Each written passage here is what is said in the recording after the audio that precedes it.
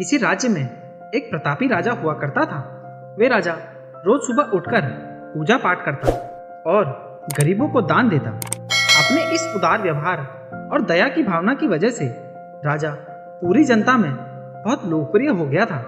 रोज सुबह दरबार खुलते ही राजा के यहाँ गरीब और भिखारियों की लंबी लाइन लग जाती थी। राजा हर इंसान को संतुष्ट करके भेजते थे। किशन और गोपाल नाम के दो गरीब भिखारी रोज राजा के यहाँ दान लेने आते। राजा जब किशन को दान देता तो किशन राजा की बहुत वाहवाही करता और राजा को दुआएं देता। वहीं जब राजा गोपाल को दान देता तो वह हर बार एक ही बात बोलता, हे ईश्वर, तू बड़ा दयालु है, तूने मुझे इतना सब कुछ दिया। राजा को उसकी बात थोड़ी बुरी लगती। राजा सोचता कि दान मैं देता हूँ और गुणगान उस ईश्वर का करता है। एक दिन राजकुमारी का जन्मदिन था। उस दिन राजा ने दिल खोल कर दान दिया। जब किशन और गोपाल का नंबर आया तो राजा ने पहले किशन को दान दिया और किशन राजा का गुणगान करने लगा। लेकिन राजा ने जैसे ही गोपाल को दान दिया वो हाथ ऊपर उठा के बोला, हे ईश्वर, तू ही अन्नदाता है। आज तूने मुझे इतना दिया, इसके लिए प्रभु तुझे धन्यवाद देता हूँ। राजा को यह सुनकर बहुत गुस्सा आया। उसने कहा कि गोपाल, मैं तुम्हें रोज दान देता हूँ, फिर तुम मेरे बजाय ईश्वर का गुणगान क्यों करते हो? गोपाल बोला, राजन, देने वाला तो ऊपर बैठा है, वही सबका अन्नदाता है, आपका भी और मेरा भी। यह कहकर गोपाल वहां से चला गया। अब राजा ने गोपाल को सबक सिखाने की सोची। अगले दिन जब किशन और गोपाल का नंबर आया तो राजा ने किशन को दान दिया और कहा, किशन, मुझे गोपाल से कुछ बात करनी है, इसीलिए तुम जाओ और गोपाल को यहीं छोड़ जाओ और आज तुम अपने पुराने रास्ते से मत जाना। आज तुमको राजमहल के किनारे से जाना है, जहां से सिर्फ मैं गुजरता हूँ। किशन खुशी खुशी दान लेकर चला गया। राजमहल के किनारे का रास्ता बड़ा ही शानदार और खुशबू भरा था। संयोग से राजा ने उस रास्ते में चांदी के सिक्कों से भरा घड़ा रखवा दिया था। लेकिन किशन आज अपनी मस्ती में मस्त था। वो सोच रहा था कि राजा की मुझ पर बड़ी कृपा हुई है, जो मुझको अपने राजमहल के रास्ते से गुजारा है। यहाँ से तो अगर मैं आंख बंद करके भी चलूं तो कोई परेशानी नहीं होगी। यही सोचकर किशन आंखें बंद करके रास्ते से गुजर गया। लेकिन उसकी नज़र चांदी के सिक्कों से भरे घड़े पर नहीं पड़ी। थोड़ी देर बाद राजा ने गोपाल से कहा कि अब तुम जाओ, क्योंकि किशन अब जा चुका होगा।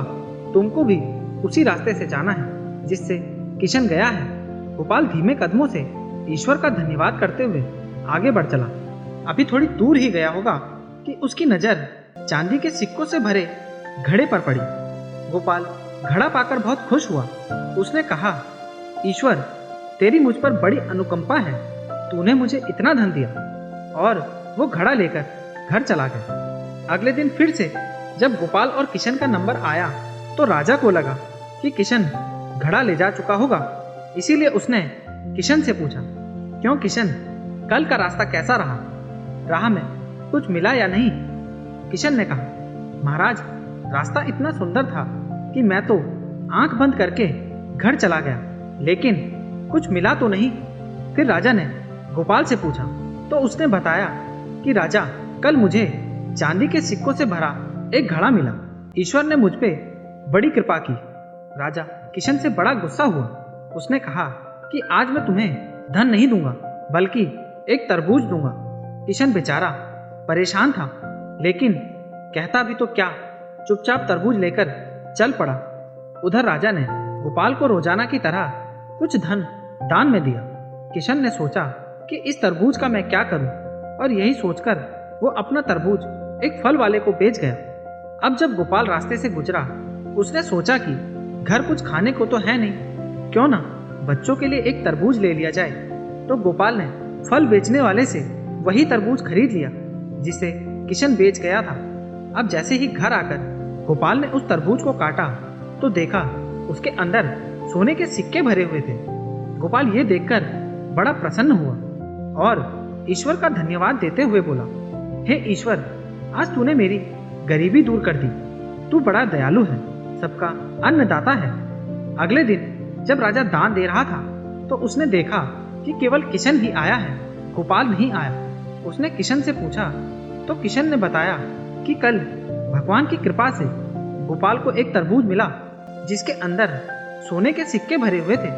वह गोपाल तो अब संपन्न इंसान हो चुका है।